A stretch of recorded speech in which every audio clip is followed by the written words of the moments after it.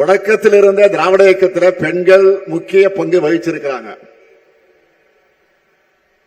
இந்த மகளிர் அணியுடைய தொடக்கம் எது தெரியுமா? பெண்களுக்கான ஒரு தனி அமைப்பு வேணும்னு பேரறிஞர் அண்ணா அவர்கள் 1956ஆம் ஆண்டு கழகத்தின் மகளிர் மன்றத்தை தொடங்கினார். அதை தொடர்ந்து மகளிர் மன்றத்தை மகளிர் அணியா விரிவாக்கி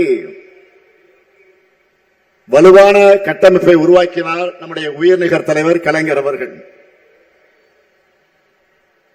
மிகப்பெரிய மாநாடுகளையும் நம்ம மகளிர் அணி நடத்தி இருக்காங்க.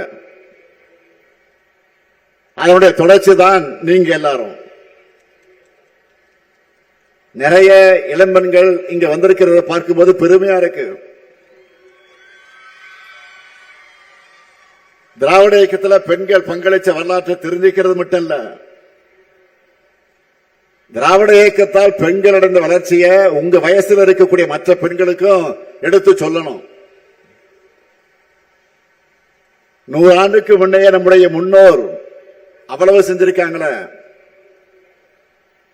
இப்ப நாம அதையும் தாண்டி பணியாற்றணும்னு உங்களுக்குள்ள ஒரு உத்வேகம் பிறக்கணும். எந்த நிலைமையில இருந்து நாம் முன்னேறி வந்திருக்கோம்னு கொஞ்சம் யோசிச்சு பாருங்க. பெண்கள் படிக்க கூடாதுன்னு சொன்னாங்க, அடுப்படியை தாண்டி போக கூடாதுன்னு நிறுத்தி வச்சாங்க. ஆண்களை சார்ந்து மட்டுமே இருக்கணும்னு அடிமைப்படுத்தப்பட்டாங்க.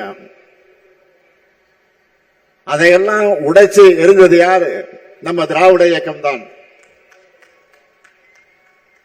அதை மட்டுமா பண்ணணும்? தேவதாசி முறையை ஒழிச்சோம், சட்டம் போட்டு பெண்களுக்கு சொத்துரிமையை பெற்று தந்தோம். பெண் ஏன் அடிமையானால்னு கேள்வி கேட்டு பெண்களின் கல்வி உரிமை சம உரிமைக்கு நாம் போராடி இருக்கிறோம். அதனால இன்னைக்கு இவ்வளவு தூரம் முன்னேறி வந்திருக்கிறோம்.